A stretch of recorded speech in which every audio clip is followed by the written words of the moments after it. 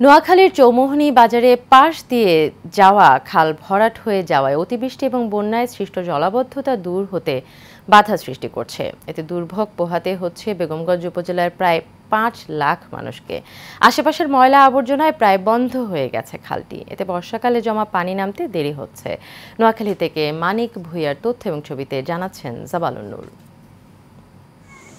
এক সময়ে চৌমোহনী বাজারের মালামাল আনা নেওয়া হতো এই খালটির নৌকাতে।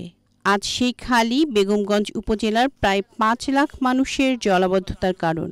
অতিবৃষ্টি ও উজান থেকে আসা ঢলে পানি জমলেও খালে জমে থাকা ময়লা আবর্জনার কারণে পানি নামতে দেরি হয়। নোয়াখালীর ঐতিহ্য একটা খাল, যে খালটা দীর্ঘদিন থেকে আপনার এই ভরাট হয়ে আছে বর্জ্য বা অসাধু ব্যবসায়ী বা দখলদারদের কারণে। যারা আমাদের পার্শ্ববর্তী দোকানদাররা আছে এরাই ময়লা পালাইছে, এরাই অবদান করছে, আবার এরাই ময়লা পালাই পরবর্তীতে এই খালটা ওরাই দখল করে। জবরদখলও আছে, একটা আছে যেমনটা যেন তার যেখানে সেখানে আমরা ময়লা ফেলি। এই ময়লা ফেলার কারণে মনে করেন পালাইতে এটা পাহাড় আকারে বরাদ হয়ে গেছে। যখনই বন্যা হয় তখন সবাই স্মরণ করে, কিন্তু এরপরে এটা ভুলে যায়। প্রকল্প নেয়, প্রকল্প বাস্তবায়ন হয় না। এটা প্রশাসন যখন সিজন, এটা শুকনো সিজন, তখন এটাকে খাল সংস্কার করা কাটা উচিত, এটা করে না। খালের ওপর দিয়ে ব্রিজ তৈরি হওয়ায় জলাবদ্ধতা আরও বেড়েছে বলে জানান স্থানীয় ব্যবসায়ী সমিতির নেতারা।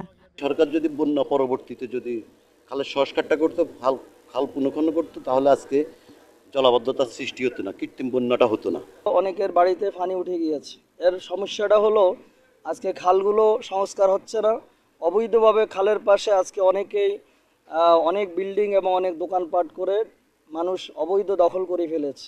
আমরা এখানে দুইটা ধরনের কাজ করছি, একটা হচ্ছে অস্থায়ীভাবে, এখন যেটা পরিষ্কার চলছে অস্থায়ীভাবে, আর স্থায়ীভাবে যাতে হচ্ছে এটা আর ভবিষ্যতে কখনো যাতে ময়লা না ফেলে, এবং হচ্ছে দুই পাশে যাতে হচ্ছে আমরা ওয়াকওয়ে সহ একবার স্থায়ীভাবে দোকানগুলো যাতে পিছনে বাড়তে না পারে, সেই জন্য আমরা কিন্তু জলবায়ু পরিবর্তন ট্রাস্টে একটা প্রজেক্ট পাঠিয়েছি। দ্রুত খাল খনন ও ময়লা আবর্জনা পরিষ্কার করে এ সমস্যার স্থায়ী সমাধান চান সাধারণ মহল ও সংশ্লিষ্ট ব্যক্তিরা।